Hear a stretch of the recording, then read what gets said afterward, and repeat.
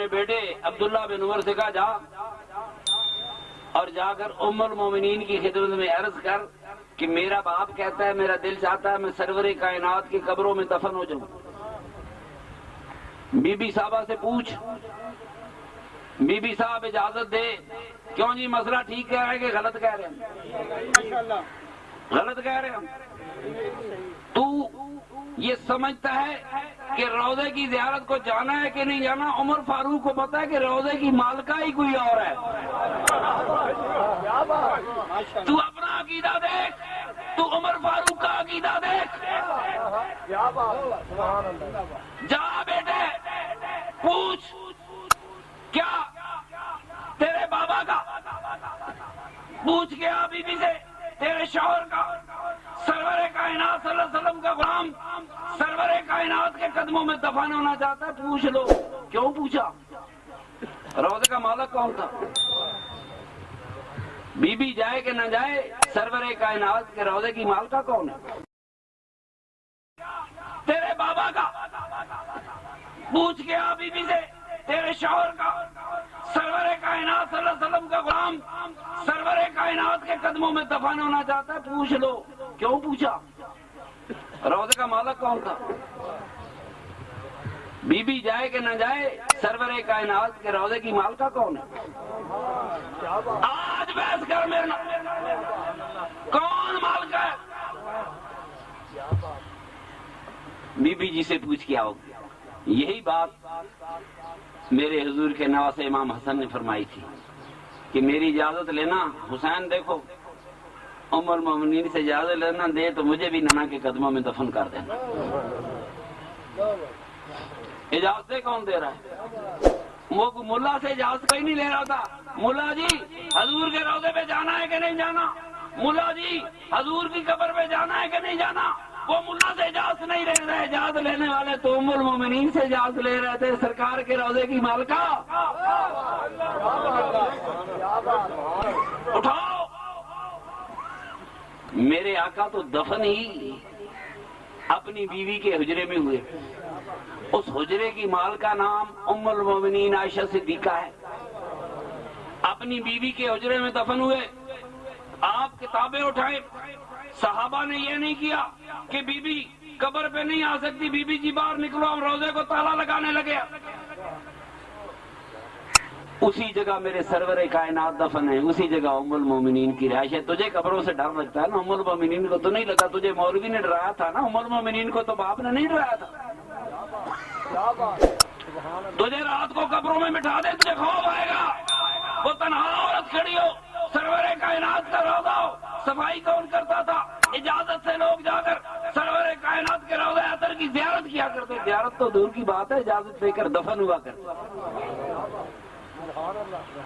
یہ روضہ کس کا؟ ساری عمر یہ روضہ ملکیت ہے میرے آقا سرور کائنات ام المومنین کی سرور کائنات صلی اللہ علیہ وسلم کی زوجہ محترمہ کی ملکیت ہے۔ کوئی مائی کا لال قیامت تک اس ملکیت کو چیلنج کر سکے؟ بی بی کے جانے کی کہانی سے بہت پیچھے رہ گئی۔ تقریباً 57 ہجری میں بی بی نے وفات پائی، ام المومنین نے 11 ہجری میں حضور نے وفات پائی۔ یہ 44 سال کی موت کے بعد رفاقت ہے۔ اسی حجرے میں ام المومنین دفن ہے، حضور دفن ہے، اسی حجرے میں ام المومنین کی رہائش ہے۔ 44 سالہ رفاقت ہے میرے سرور کائنات کے دنیا سے تشریف لے جانے کے بعد بھی۔ صحابہ ہاتھ سے پکڑتے نکلو، بیویاں قبر پہ نہیں جاتی۔ صحابہ تو بیویوں سے اجازت لے کر سرکار کے روضے پہ جایا کرتے۔ بڑی شان ہے سیدہ آمنہ کے حجرے کی، بڑی شان ہے۔ لوگ کہتے ہیں پر جو شان سیدہ عائشہ کے حجرے کی ہے، قیامت تک یہ شان کسی اور چیز کو مل ہی نہیں سکتی۔ ساری عظمتیں اسی کے ساتھ وابستہ۔ دوستو مسئلہ حل ہو گیا کہ نہیں ہوا؟ سرکار دفن ہی بی بی کے حجرے میں ہو گئے، مالکہ ہی وہ ہے، اس کی اجازت سے وقت کا حکمران بھی کیوں نہ ہو، وہ جانتا ہے عمر فاروق ملکیت کو تسلیم کرتا ہے۔ ام المومنین یہ روزہ تیری ملکیت ہے۔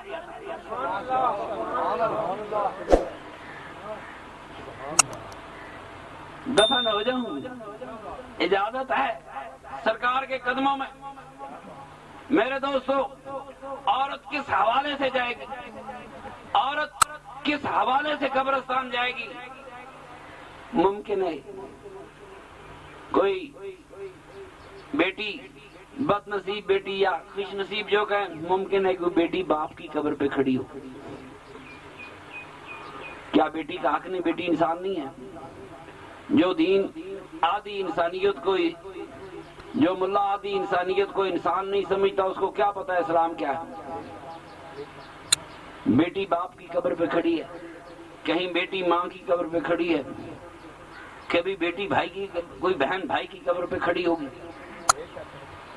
بی بی عائشہ صدیقہ ام المومنین حضرت عبد الرحمن کی زیارت، روضے کی بھائی تھا، روضے کی زیارت کو گئی، گھوڑے پہ سوار تھی، واپس آئی، پردہ فرمایا تھا، صحابہ کو آواز دے کر سنو، بتا دوں کہاں سے آ رہی ہوں؟ میں اپنے بھائی کی روضے کی زیارت کر کے آ رہی ہوں۔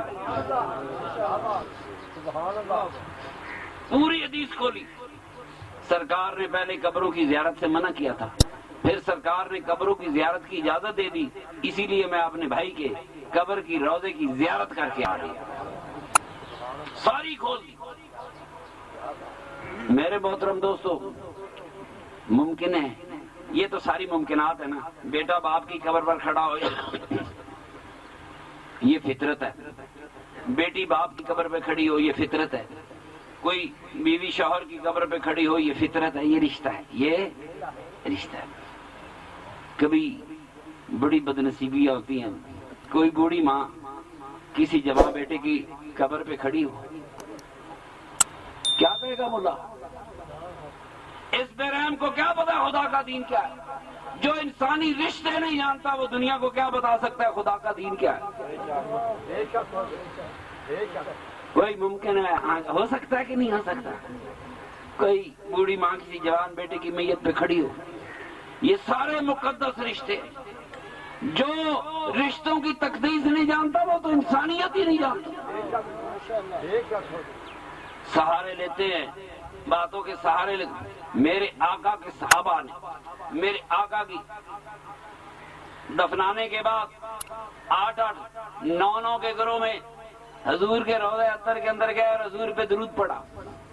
قیامت تک ہمیں روضہ اطہر پہ کھڑے ہو کر درود پڑھنا ثابت ہو گیا۔